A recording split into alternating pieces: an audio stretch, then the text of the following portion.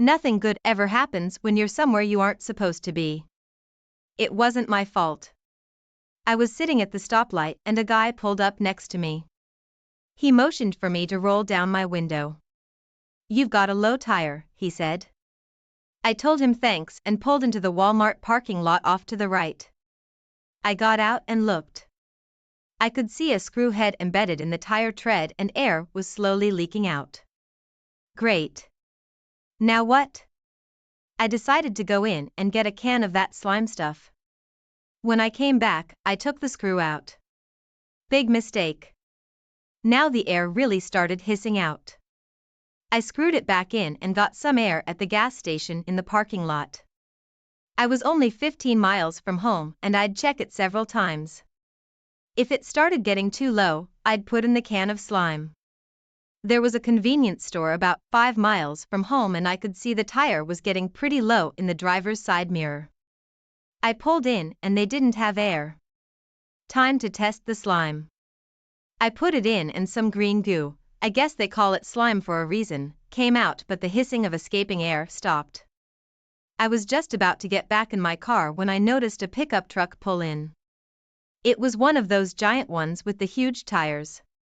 It sat up so high that you'd need a ladder to get in. I recognized the truck from somewhere. The door opened and a tall blonde guy got out. He had on cowboy boots and a huge belt buckle. I chuckled a bit, but that died about halfway out. The passenger door opened and a beautiful raven-haired woman hopped down. I definitely recognized her. It was Rachel, the woman I'd been married to for the last 18 years. What the hell? I was parked over to the side and they never even noticed my car. It was the company car, one of those little box-shaped imports and not very noticeable, I guess. They were holding hands as they went into the store and she was laughing up into his face. I felt like someone had punched me in the gut. I couldn't breathe, couldn't move. All I could do was stand there like a fool. Now I remembered where I'd seen the guy before. He worked at the same company Rachel did. She was the office manager for a mental health clinic and he was one of the caseworkers. I'd seen the truck at their building. The question was, what was Rachel doing with him? I couldn't think of his name. Finally, it came to me: Jerry Garner. The question was, why wasn't Rachel at work? I was going to find out. I got back in the car and waited. He helped her in when they came out of the store, carrying cups of coffee. They'd ward off and I followed at a discreet distance. They drove to our house and he pulled into the garage. The door came down and I couldn't see anymore. I sat there for 30 minutes, but the thought of the tire made me nervous. I kept checking it, but if it was going down, I couldn't see it. After 2 hours, the door came up and they drove back past me. I held a file folder up in front of my face, but I don't think they would have noticed anyway. She was sitting right over against him and they were too busy looking at each other to notice anything else. Rachel didn't get off until 5 and it was 2:30. I'd have plenty of time. First, I'd have to go in and see what I could find. I had to pick Toby up at 4 and I had no idea what I was going to tell her. Toby was my 15-year-old daughter. I couldn't imagine what I was going to find inside, but maybe I'd get some answers. When I went inside, everything was quiet. I could hear the drip of that faucet I'd meant to fix in Toby's bathroom. That was the only sound aside from the whispering of the air coming from the air conditioner vents. I looked around, but I couldn't see anything out of the ordinary. I checked upstairs. The bed had been changed. There were fresh sheets. My heart sank like a stone. I put my back against the wall and slid down to the floor. I felt numb. There seemed to be only one rational explanation. I must have sat there for 30 minutes. My mind was in freewheel mode. I couldn't seem to make any sense of my thoughts and I felt as if I'd been drugged. My stomach began to feel queasy and I got up and opened a Sprite. I felt hot and sweaty, so I went back to the bathroom. I fumbled in the vanity for a washcloth, wet it in the sink, and washed my face with cold water. After washing, I felt a little better. Then I noticed something. The floor of the shower was wet. They had taken a shower before going back to work.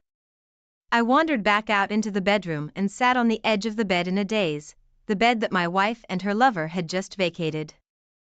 I jumped up at that thought and looked at it in horror. This was the scene of the crime. I had no idea what I was going to do.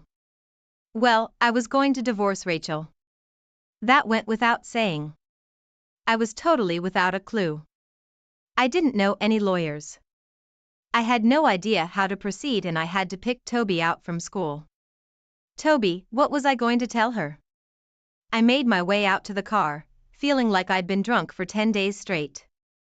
My head was throbbing and I looked like death warmed over. I was in no condition to drive, but I couldn't keep Toby waiting. I suddenly realized that she was the only thing in my life that I could really count on. My baby girl was going to be okay. I was going to have to see to that. Whatever I did, it was going to have to take her into account. When I pulled up in the line of cars, I could see her waiting at the school doors. She walked down the sidewalk toward the car. So beautiful, it hurt my heart. Toby had her mother's hair and skin, dark and almost Mediterranean looking. She had the most spectacular eyes I'd ever seen. They seemed to have her mother's dark brown, shot through with gold and streaks of green. The doctor called them hazel, but I'd never seen anything like them. She was tall, like me, all long honey brown legs and beauty. She opened the back door and threw in her backpack. When she got in, she slid across to kiss me and froze. "Dad, what's wrong?" she asked. "Are you sick? Did something happen? Is Mom okay? What's wrong, Dad?" Her voice was rising and there was a note of fear creeping in. I had to say something. "I'm okay, kitten," I said. "No one is hurt or sick or anything. I need to talk to you, Toby. Let's go to the park and just let me hold you and talk to you for a minute, okay? Don't ask me any more questions until we get there, okay?" "Okay, Dad, but you're kind of scaring me," she said. "I know, kitten, but everything is going to be okay," I told her, hoping that it wasn't a lie. It only took us about 5 minutes to get to the park. I had pushed her on the swings 1,000 times. Rachel and I had both sat on the benches and watched her play on the equipment. Happier times was that all my life was going to be just reminiscing about happier times. We walked to one of the benches and she held my hand, swinging her arms as we walked, just the way she had since she was a tiny little thing just able to walk. We sat down and I struggled with the words to begin. "Just tell me, Dad," she said. "I can handle it." "Well, I'm not sure I can," I said. The story came tumbling out. I told her everything. Everything I'd seen, everything I was feeling, and the tears rolled down my cheeks like a river. She held my hand through it all, and when the fountain of words and feelings dried up, she snuggled up against me. "It doesn't sound good, Dad," she said. "We need to go home and ask Mom about it. I guess everything depends on what she tells us. I know it looks bad, but we don't know enough. We have to talk to her." I kissed the top of her head. My heart swelled with pride. My baby was so much braver than I was. She pulled out my hand until I stood up. "Want to drive?" I asked her, her eyes shone. She had just gotten her learner's permit. A cloud passed across those beautiful eyes as she thought, but it quickly passed. She drove carefully home, and Rachel's car was in the garage. This was it. She met us at the door with a hug and a kiss for each of us. Either she was an Oscar-winning actress, or I had misread the whole situation. "You two want takeout tonight?" she asked, my treat. "I think we just need to talk to you for a minute, Mum," Toby said. "Okay. Is everything all right, baby?" "I don't know," Toby said. "Let's find out." We went in, and I sat on the sofa beside Toby. That left Rachel to sit in that hideous chair she just had to have. "What's up?" she asked. There wasn't a single shred of concern on her features. How did your day go? I asked. She looked at me curiously. Just the usual, she said. One of the drug reps brought lunch from the onion bin. It was pretty busy, and I hardly had a minute. Why are you asking that? So you were at the office all day, Toby asked. Of course, she said. What are all these questions? What's going on? So you weren't at the house here with Jerry Garner this afternoon, I asked. Her face went pale. Of course not, she said. Aren't you accusing me of something, Oliver? I saw you, I told her. What? You didn't see anything, she was stammering now. What are you trying to do? He's lying, Toby. I was at the office all day. You can ask Angel. No, I don't think he's lying, Mom, Toby said. I think you're lying. I won't be asking Angel. She'd lie for you. I think I'll give David Jones a call. He's your boss, right? I don't think he'd lie for you. What's his number? He's left for the night, Rachel said. I'll have him call you tomorrow. What are you two doing? Are you trying to trick me or something? You think you can just come in here and try to trip me up? What are you accusing me of doing? I guess she thought the best offense was a good offense. I think you tripped yourself up, I told her. You lied, Rachel. All three of us know you lied. Why would you do that? I could see the wheels spinning in her head. Okay, I was here, she said. This is the reason I didn't want to tell you. I knew you'd give me the third degree and try to accuse me of something.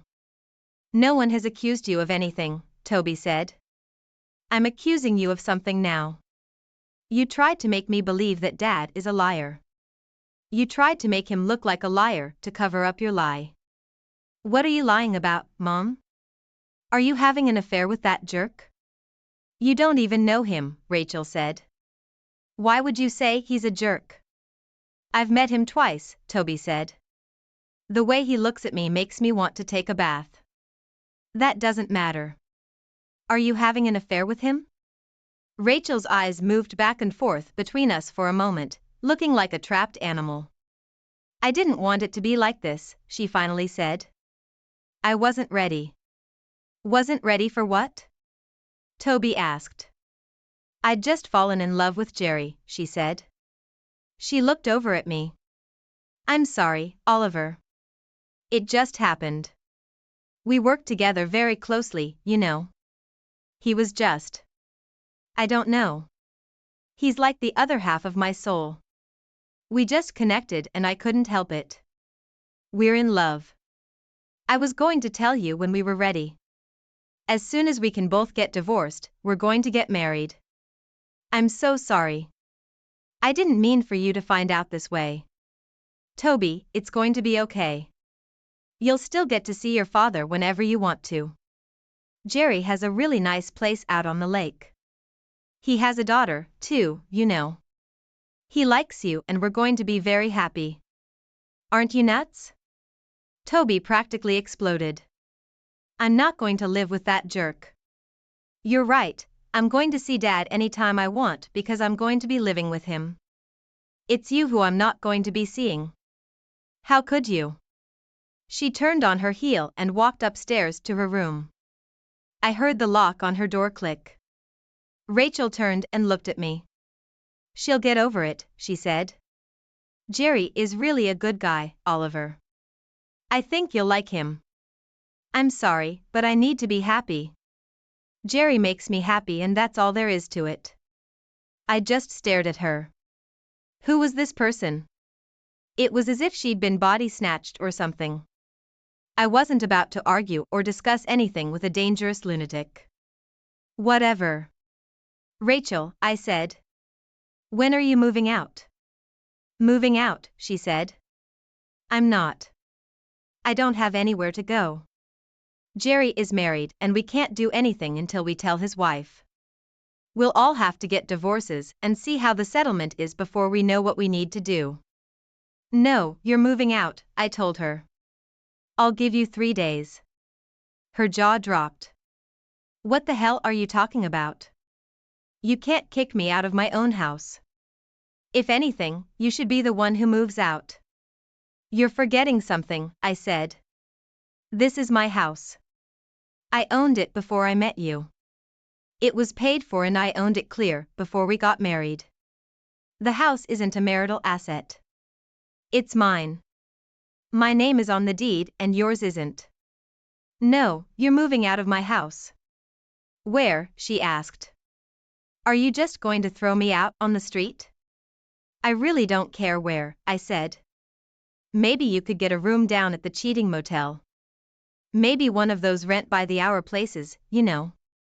That's where you do the dirty, right? Her eyes filled with tears. That really hurts, Oliver, she said. There's no need for name-calling. I didn't try to fall in love with Jerry. It just happened. We just clicked and I knew I needed to be with him. I wasn't trying to hurt you. Ah, you just hurt me by accident, I said. Sort of like falling when you're running with a stick in your hand and poking your eye out. Mom always warned me about that. I see how it happens now. Well, that's okay then. It was an accident. There's no need to be so sarcastic either, she said. Why can't you just accept that we're in love, Oliver? Gee, I don't know, Rachel, I said. Maybe it has something to do with the fact that when I left this morning, you told me that you loved me. Now you're telling me that you love him. I guess I'm just a little confused. I do love you, Oliver, she said. I'll always love you. I'm just in love with Jerry. Oh, well, that explains it then, I said. You have told me every day for the last 18 years that you were in love with me, Rachel. I thought that was why we got married. We were in love. I guess I was delusional. Oh, no, we were in love, she tried to hold my hand. I shook her off. You've got 3 days, Rachel. If you're not out in 3 days, I'll have the sheriff remove you and throw your crap out in the driveway. Please, Oliver, she was scared now. It doesn't have to be this way. We can still be friends. Jerry wants to be your friend, too. We have Toby to think about. I told you that I love you, and I don't want to lose you as a friend. We've been together too long for you to just throw that away. I just stared at her for a minute. I could feel all that sadness, all that loss, just draining away to be replaced by a wave of white-hot anger. You must be nuts, Rachel, I said. Friends? With you? With that loser? I kind of think not. You should tell that piece of crap that if he sees me, it should be briefly, just before he runs away as fast as he can. As for you, you're the enemy, Rachel. I'm going to burn down your house. You have 3 days, then I never want to see you again. I'll talk to a lawyer in the morning, and you'll have your divorce as quickly as possible. I turned and went to the bedroom, leaving her standing there making noises. That's all they were to me. She followed me around, still spouting her crap about friends, all the time I was moving her stuff into the spare bedroom. She had more clothes in the closet than I could carry, and I just draped them over her, carried an armful to the spare bedroom, and hung them in a closet. She followed me. She stood there for a while yapping and watching me, but when she went to hang the clothes up, I took advantage of the situation to leave and lock the bedroom door. I heard her come down the hall, but she tried the knob and then went away. Toby texted me after a few minutes. You okay, Dad? Yes, kitten you. I texted back. No, but I will be, she said. Okay, love you, I sent. Text me if you need anything. Take me to school in the morning, she said. I don't want to be in the car with her. KK. I got in bed and laid there for hours, trying to figure out what I needed to do. I must have drifted off about 3, and then my phone alarm went off. I got up, took a shower, and called my boss. I told him that I was getting a divorce, and needed a few days off. He told me to take as long as I needed, and made all the right noises about how sorry he was. I went and made coffee, had a cup or two, and made some breakfast for Toby and me. She came down right on time, looking as beautiful to me as ever, and wolfed down her breakfast. Rachel came in and got a cup of coffee after a bit. She tried to talk to us, but we ignored her. It was time to take Toby to school, and Rachel asked her if she was ready. Toby just looked at her, turned to me, and asked, "You ready, Dad?" I jingled the keys, and she grabbed her backpack.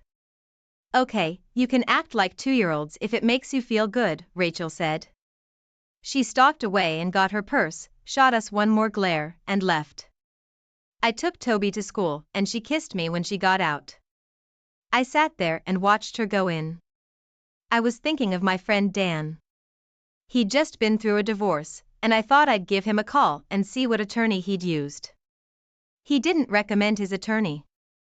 He told me I should use his wife's attorney. He gave me the name, and I looked up the number. When I called, a woman answered the phone and put me on hold after I told her what I wanted. She agreed to see me that afternoon, and I made all the usual moves. We had investments, and there wasn't going to be much I could do about that. I could make sure she didn't run up credit card bills, so I called and lowered the limits on our cards to $500. That would put a crimp in my style, too, but there was no way I was going to fund her little scheme. My appointment with Elizabeth Baxter didn't get off to an auspicious beginning. She had made some assumptions, and it was necessary to disabuse her of them before we could get started. Her assumption was that I was dumping Rachel for a newer model. "You need to think again," I told her. "She's been having an affair with her coworker. He's married, and they both plan to divorce and marry each other." "I apologize," she said. "I won't represent anyone who is making the kind of move you say she's making." I couldn't look at myself in the mirror. "I understand," I said. "We have a daughter. I want to minimize the fallout. Do you think it's possible for me to get custody of her?" "It's possible," she said. "In theory, either parent is considered as likely as the other to gain custody. In practice, fathers rarely get custody, especially of female children." "How old is she, and is she likely to want to stay with you?" "She said she did, and she's 15, I said. "That will weigh heavily in the court's decision," she said. "In this state, children over 14 get to choose, and younger children's wishes are always considered. If she was very young, you wouldn't stand a prayer. Having the primary residence and the fact that a 15-year-old wants to stay with you should be a major part of the custody arrangement. This shouldn't be a problem. Just do your best," I said. I drove home and wondered what I was going to do. I was going to do something, but it was going to have to be legal. Landing in jail would cost me Toby, and I wasn't about to risk that. What avenues were open? You have to be careful when burning down houses to make sure your own isn't on fire. This was going to take some thinking and planning. I suspected his wife was as clueless as I was, so the first step would be letting her know. I needed to make a list. I was certainly going to let her family know. Rachel's mom and dad loved me, and they certainly loved Toby, so letting them know was at the top of the list, but I wasn't sure how to go about it. Making sure all our friends knew was also on the agenda in a big way, and I thought I could get up enough of a social media storm to make their lives interesting. That was the first thing on my agenda. She had a Facebook account for our family. I played with it a bit, used Messenger a good bit, and I knew my way around. I searched around on the internet and found out that dear old Jerry's wife did the same. I screenshotted some pictures and posted on Rachel's page that we were getting a divorce, that she had found her soulmate in Jerry, posting a picture of him. I changed the password and logged out. That felt good. I wondered how long it would be before her friends and family started blowing up her phone and the Facebook page. I hoped the dude's wife would get the message. I didn't know her and felt some guilt about the disaster that would be descending on her, but if she was like I was, she would rather know than be ignorant. I called Mom. That conversation went about as badly as I thought it would, but beyond initial disbelief, she just told me she would tell Dad and that anything I needed, they were there for me. I decided I'd let Rachel tell her parents. We were close, and I didn't want to be the cause of any estrangement. I had no idea what I would say to them anyway. Somehow, your daughter is a cheating loser didn't seem like the ideal message. They would probably shoot the messenger. It didn't take long for things to hit the fan. About 2 p.m., Rachel's number showed up on my phone. I answered, and she was pissed. "You jerk." Her opening salvo gave me a great deal of personal satisfaction. "You couldn't just let it go, could you? I know you locked me out of Facebook. You take that down. Jerry's wife doesn't know. All my friends are calling me, asking me what happened. My parents know. I'm telling you, Oliver, take that down." "No, you aren't the boss of me," I told her. "What? Are you 5 years old? Take it down, Oliver, I'm telling you." "Why?" I asked. "You should be happy. Everyone can get used to you and your soulmate this way. Are you ashamed for people to know you're a pathetic cheater, Rachel?" "I'm not." She stopped. Evidently, she realized the absurdity of what she was about to say. "Oliver, please take it down. It wasn't supposed to be like this. You lost any ability to choose what it was going to be like the second you cheated," I told her. "Any right to consideration, any claim you have to my respect, or even politeness went up in smoke. I told you you're the enemy now, Rachel. Get used to it." I ended the call. My phone buzzed again, immediately, but I ignored it. It was time to pick up Toby. I told her the result of my conversation with Elizabeth Baxter, and while she was happy that she would most likely be with me, she wasn't at all happy in general. "What is wrong with her, Dad?" she asked. "You know I love her, but she's always been a little whack. I've never really felt like she was an adult. Not like you, anyway. It's always been like you have 2 kids, her and me. Have you ever noticed?" "Not like that," I said. "Now that you mention it, she's always been sort of impulse-driven, but she's always been like that. I never thought she'd do something like this." "Well, we're just going to have to make the best of it," she said. "Dad, I do not ever want to be in the same house with that creeper without you being there. I don't care what you have to do, make sure that doesn't happen, okay?" "I'll do my best," I promised. We picked up pizza on the way home, and I was just enjoying my second slice when my phone buzzed. It was Bob, Rachel's father. I wasn't looking forward to this. I told Toby who it was, and she told me to put it on speaker. He got right to the point.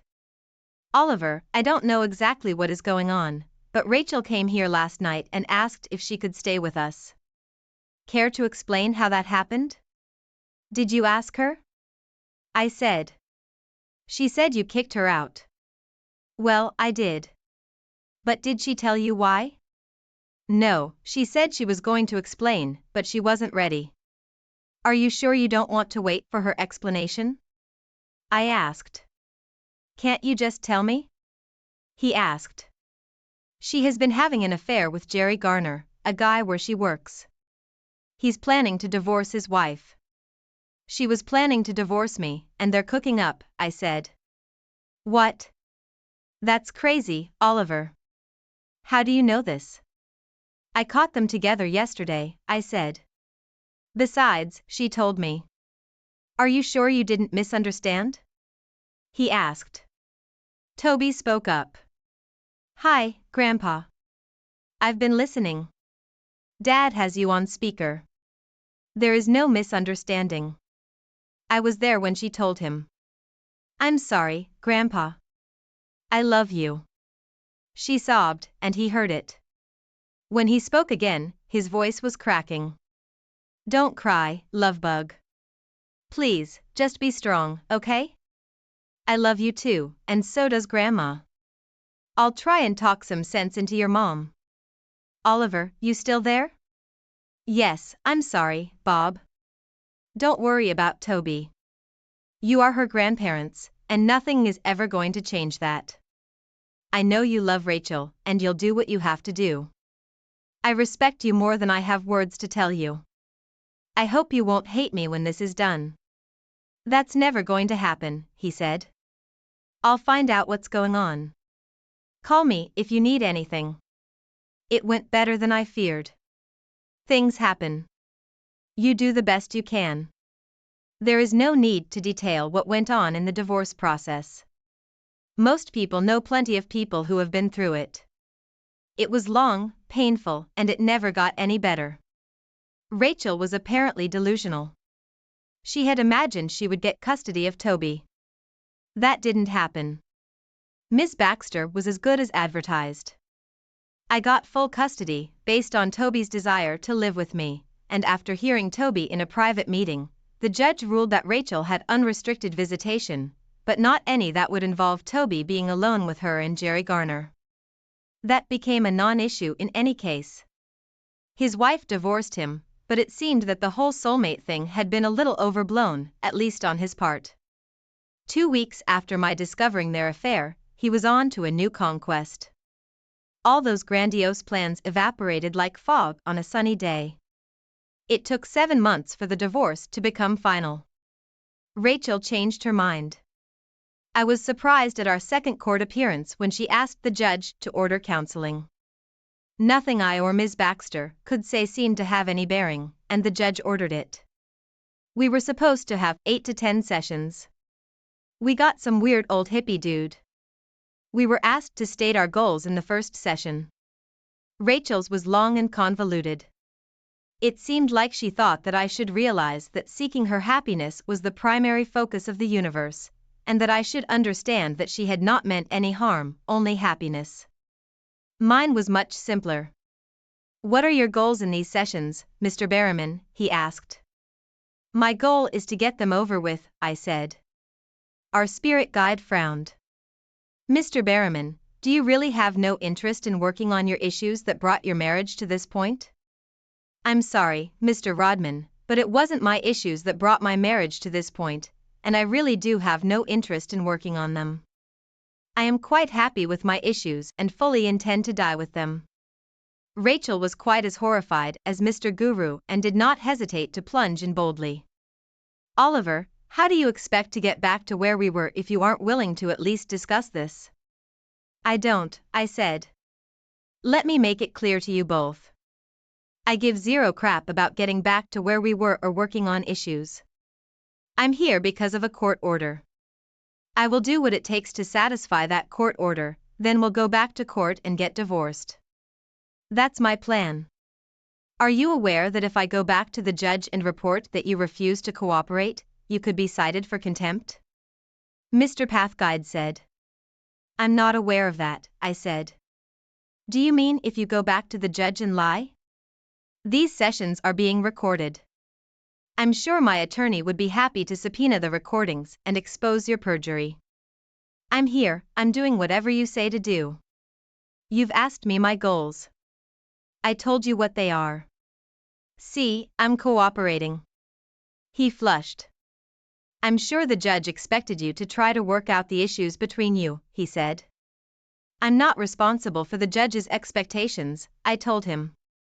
I'm only responsible for mine. He tried to make it difficult. He gave me homework that included spending considerable time with Rachel, and she worked diligently to wear me down. Oliver, what will it take for you to drop the divorce and work this out? She asked. An act of God, I told her. She waited for me to explain that, but I said nothing. What do you mean, an act of God? She finally asked. Well, if you have a way to turn back time and not cheat with dear old Jerry, that would work, I said.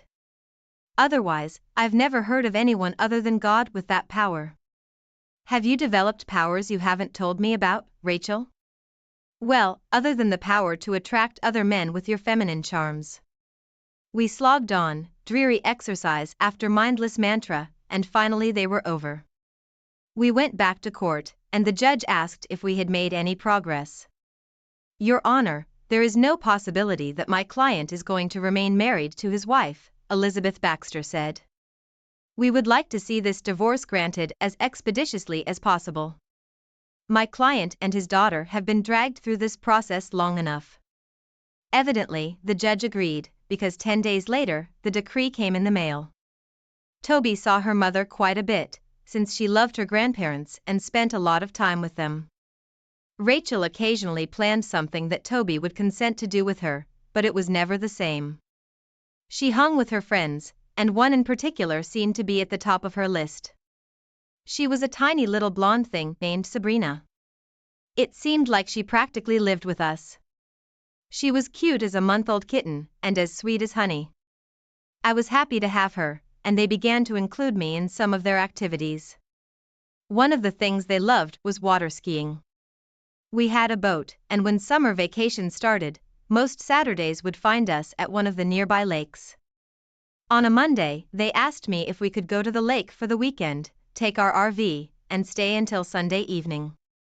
Since my social calendar wasn't exactly jammed, I thought it was a great plan. Toby and Sabrina spent the week planning, and we packed everything they wanted on Thursday. Friday afternoon, a new red Jeep Cherokee pulled up in our driveway, and Sabrina jumped out. A nearly identical female jumped out of the driver's side, and Toby went and threw herself on this unknown female in a robust hug. She and Sabrina led the unknown and clearly nervous one to me. "Dad," Toby said, "this is Julie. She's Sab's mom, and I know you haven't met her yet." Julie extended her hand. "Hello, Oliver. The girls have told me so much about you. Thank you so much for inviting me to go with you this weekend. To tell you the truth, I've been a little jealous that they spend so much time with you instead of me." She smiled up at me mischievously, and I instantly realized why her daughter was such a charming little minx. I looked over at Toby, and she gave me a fierce glare. My knees trembled, and I knew when to cave. The trembling intensified when I looked at Sabs, and she gave me one raised eyebrow. "It's going to be a blast," I told Julie, recovering the power of speech. "We always have a great time." She was no dummy. She looked from me to the girls, then back at me. "Oh my God," she said. "You didn't know, did you, girls?" She didn't have time to say another word. She was buried in an avalanche of hugs, kisses, and pleas. "Please, Mom, don't worry about it. We're going to have so much fun," from Sabrina. "It's okay, Julie. Dad is going to love you as much as I do, and he's a great guy," from Toby. "Look how he just went along."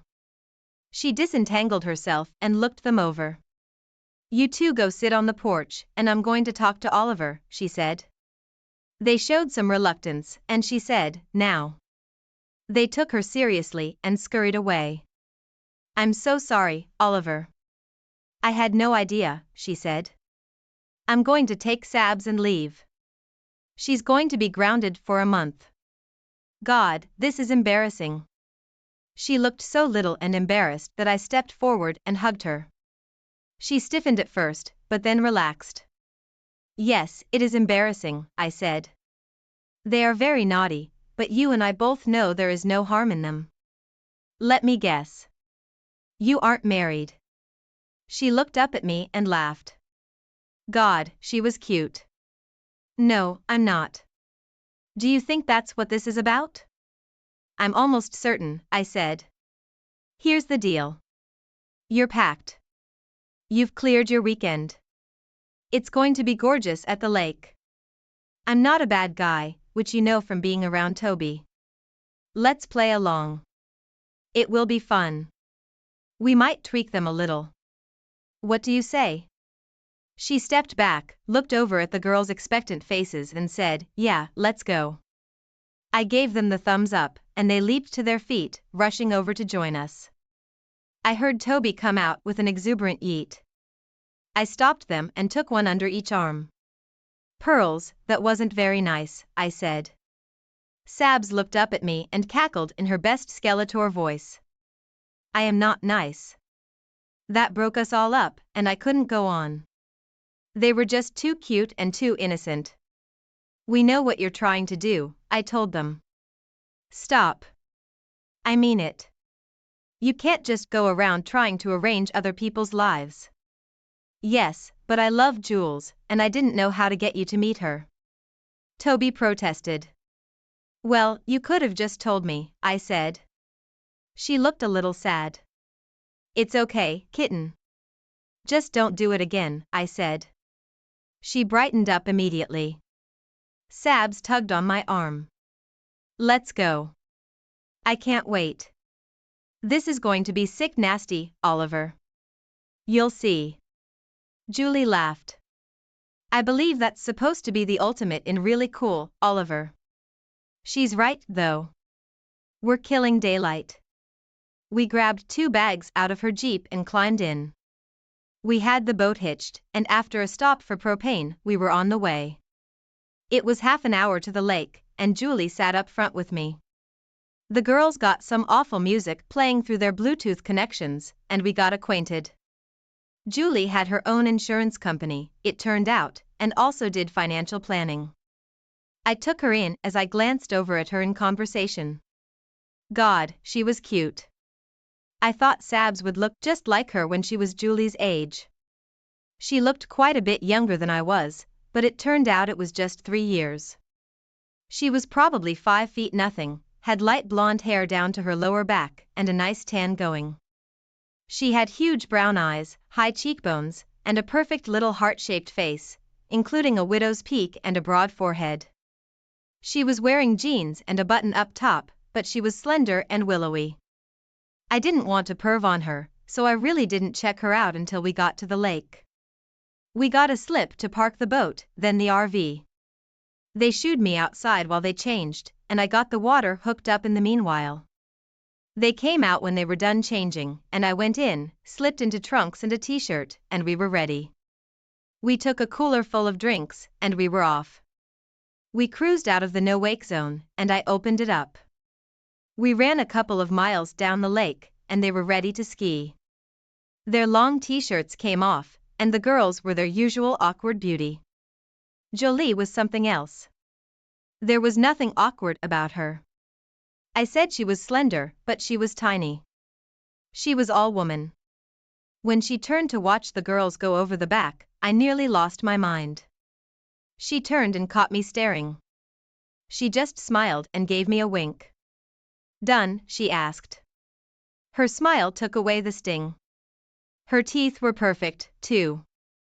I laughed. For now, you know what you look like, Jolie. I'm a man. She came up and sat where she could talk to me and keep an eye on the girls, too. We spent 3 hours skiing, and Jolie turned out to be very good. She drove the boat while I had my turn, and she was good at that, too. I wasn't as good as either she or the girls. The physics was just against me, but I held my own. We got back to the park, and they put on wraps. The RV had a perfectly good range, but the girls wanted to cook outside. We got out the camp stove, and I built a fire in the grill on the site. I grilled bratwursts while they cut up and fried potatoes and onions, and opened cans of pork and beans. We had prepared and packed some meals at home, but this was our first night, and camp cooking is always delicious. We sat at the picnic table the site provided, and we were soon like we'd known each other all our lives. Jolie became Jules. That's what the girls called her, and she liked it, and she called me Ollie. The girls mentioned several times that Jules wasn't married, and I finally asked her why. I mean, God, you're gorgeous, funny, smart. You've got your own business. Why hasn't some man snapped you up? She was quiet for a moment. Well, the main reason is Sabrina, she finally said. I was young and dumb, Ollie. I was a senior in college, and I thought I had the love of my life. I found out I was pregnant a week before graduation. I wasn't too unhappy. We had talked about getting married as soon as we graduated. I guess that plan didn't work, since you're talking about it in the past tense, I said. No, it didn't. 3 days after I told Brad, I found out he'd been cheating on me for a month. I dumped him and never looked back. When Saps was born, I didn't have time for a social life for a while. Then I got caught up in building my business. By the time I could catch a breath and even think about dating, I realized I had this precious gift from God in my life, and I couldn't do anything without considering her. I understand, I said. I feel the same way about Toby. As long as I have her, she comes first. I can't tell you how important she is to me. She's all that kept me sane the last 18 months. She placed her tiny little hand on my arm. I know, she said. She tells Saps and me everything. I'm so sorry, Ollie. Yeah, life sucks, sometimes. We both kind of sighed. We looked up and saw two pairs of approving and loving eyes on us. They were in whispered conversation, sitting in camp chairs under the shade of the awning. I love your daughter, I told her. It seems like she's almost mine all the time she spends with us. She loves you too, she said. She told me the other day that you're like the father she never had. When I looked at her, those huge brown eyes had become liquid, and a tear fell down one little brown cheek. I brushed it away with the back of one finger. She's a great girl, I said. I think her mom is a very special lady to have raised a girl like that. She's a very brave one, too, doing that by herself. She smiled with those brimming eyes, stood, kissed my cheek, and went to join the girls. We had a great weekend, and when she was pulling out to leave our house, I walked over and tapped on her window. Jules, would you think about going out with me next Friday? I asked. Saps squealed with delight, and Jules smiled that flashing smile. What time? 6, I asked. We'll have dinner and do something afterward, okay? Oh, can Toby stay with Saps while we're gone? Sounds great, and of course. She kissed my cheek, and they were gone. Toby was waiting for me in the entry. Well, she asked. Did you mask her out? Did you kiss her? I hound her and smacked her bottom. Yes, I did, and none of your business. She squealed, the same sound Saps had made. I knew it. She's perfect for you, Dad. I love her so much, and Saps is like my sister. I shrugged. What happens, happens, Toby. You can't force that. Stop playing matchmaker. She snuggled her face into my chest. I know, Dad, but you were never going to do anything but just love me if I didn't do something. Not that I don't like being the only woman in your life. I laughed. Well, you're always going to have a place in my heart no one else can touch. You're my baby, and that's never going to change. She purred and snuggled me for a minute, then went off to do Toby things. Our first date went well. I took her to play racquetball. She was new to the sport, but she played tennis, and the stroke mechanics were much the same. Once she got used to the rules and hitting off the walls, she was good. Being a natural athlete sure didn't hurt. She was as fast as lightning, and she could change directions much quicker than I could. That was where being tiny played to her advantage. We were cooling down at a table outside the courts after we finished drinking and resting. She grabbed her phone. Let's snap the kids, she said. We posed with our rackets and goggles, and she took a snap. They answered right away, and we had a good memory. We both showered, and I took her out to eat. It was very good Italian, and we made pigs of ourselves. We were finishing our wine, Jules sitting beside me in the booth, and we just leaned back, talking quietly and relaxing. It felt natural for me to put my arm around her, so I did. She scooted over against me and smiled up at me. I thought again how cute she was, and I realized she was always going to be cute. This was something that wasn't going to change as she aged. She leaned over to me when we pulled up at her house and looked up at me expectantly. I could tell she wanted me to kiss her, so I did. I wanted to kiss her even more than she probably wanted to be kissed. It was a long one and a delicious one. Her lips were plush and soft, and she tasted like wine and cherry chapstick. As we drew apart, I noticed the drapes move. I think we have an audience, I mentioned. She giggled, sounding very much like her daughter, or maybe her daughter sounded like her. I'm not surprised. You know they're trying to hook us up, right? Do you mind? I asked. She blushed. No, I like everything I know about you, Wally. Me too, I said. We better go in there before they tear down the drapes. We went out every Friday for 4 months. We were getting closer and closer, and I wanted to move our relationship along. I didn't want to push her, but some of our sessions were getting pretty steamy at the end. I also discovered that I liked having her for a friend almost as much as I liked having her for a girlfriend. We talked on the phone, constantly.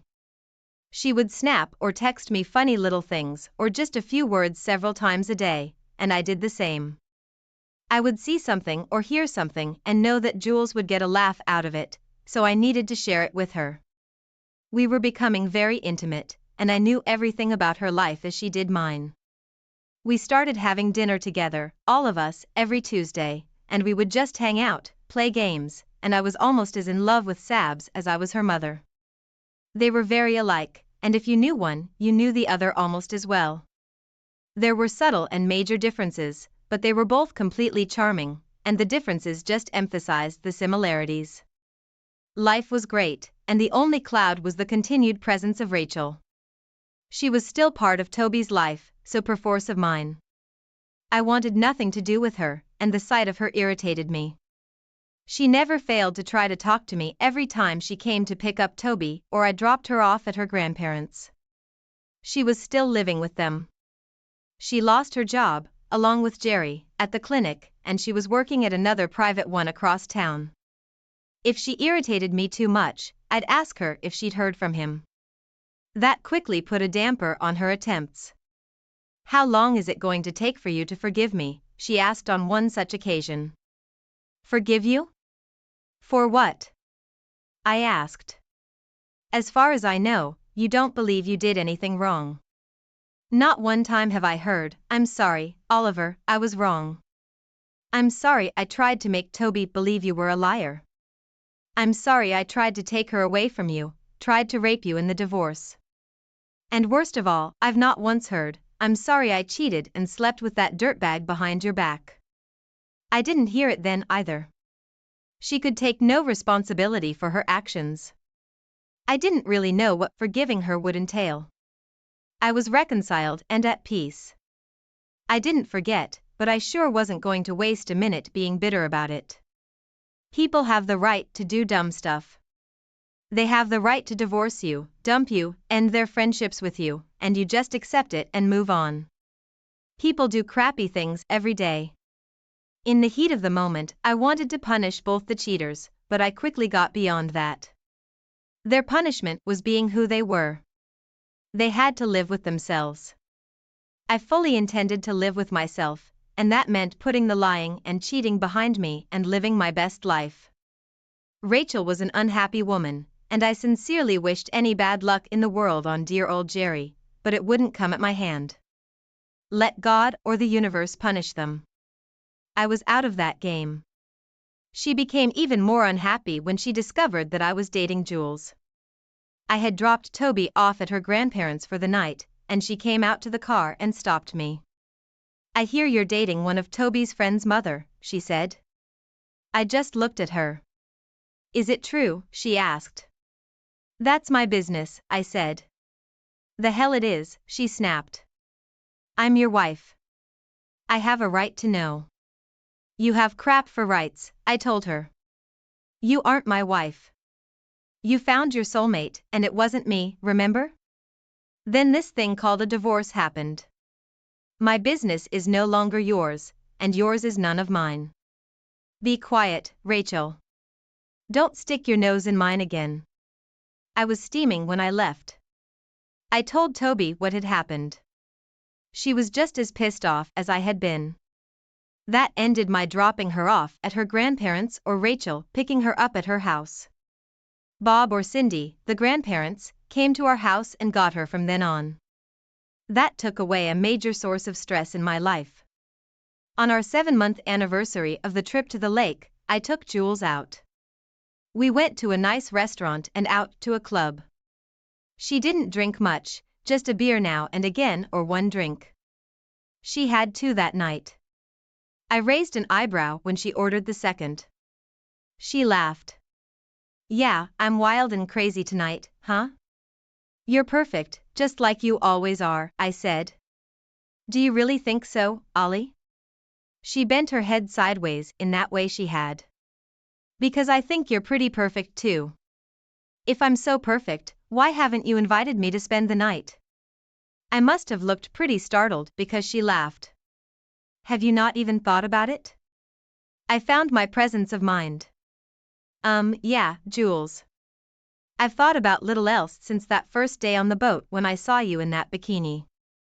When we started dating, I realized you were something different, something special, and I didn't want to pressure you or scare you off. You won't scare me off, she said. I told the girls not to wait up. Really? Well, what are we doing here? I asked. Oh my God, Jules. Let's get out of this place. Do you want to spend the night with me? She blushed as she took my hand and allowed me to pull her to her feet. More than anything else in the world right now.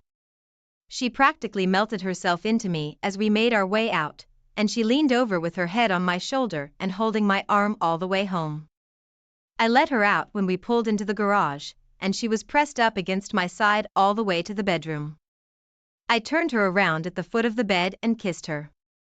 It was one of the most incredible kisses I'd ever had, and it went on and on. When we stopped to breathe, she looked up at me, and I drowned in the warm brown pools of her eyes. She put her arms around my neck and looked in my eyes. Make love to me, Oliver, she said.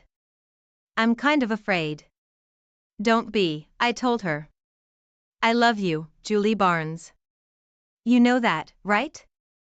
I thought you did, she murmured. I needed to hear it. I love you too, Oliver.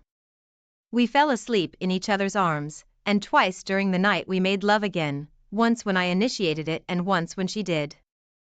I awoke the next morning lying on my back with an angel sprawled half over me, her hair covering us and her cheek pillowed in the hollow of my shoulder. I just watched her sleep, playing idly with her hair until she opened her eyes. She snuggled in and moaned. I belong here, Ollie. I know, I said. Would you like to wake up here every morning? She opened her eyes and looked at me. You mean, like live together? No, sweetheart. Well, yes, but I mean, will you marry me, Julie Barnes? She brought her little left hand up between her faces and wiggled her fingers. Oh, no, she said. Something seems to be missing. Hold that thought, I said. I started to get out of bed. I'll hold the thought, she said, but I can't hold something else. I need to pee so bad. I laughed and swatted her but, making her squeal. Go, then meet me back here. She scampered off, a little naked sprite, and I went down to my office, stopping to use the facilities myself. I got what I'd come for out of my safe, and when I got back, she was a little ball under the covers. I climbed in and took that left hand again. I looked in her eyes and saw only love there. Julie, will you marry me? I slipped the ring on her finger. It was too big and we'd have to resize it, but it would do for now. She held it up and looked at it. It's beautiful, she said. It looks old. Where did you get it? When did you get it? Remember I told you I was going to an auction? I said, it was about a month ago. Yes, I remember. They were auctioning off an estate, right? Yep, what I didn't tell you was I saw this ring in the catalog, and I went with the intention of buying it and asking you to marry me. It was made in England about 1810 for the Duchess of Avon. It has a long history. Do you like it? I love it, she said. It's the most beautiful ring I've ever seen. Are you going to answer my question? I asked. What? Oh, yes, Oliver. Yes, I'll marry you. Oh my God, yes. I laughed and squeezed my fiancé in my arms. We need to snap the girls,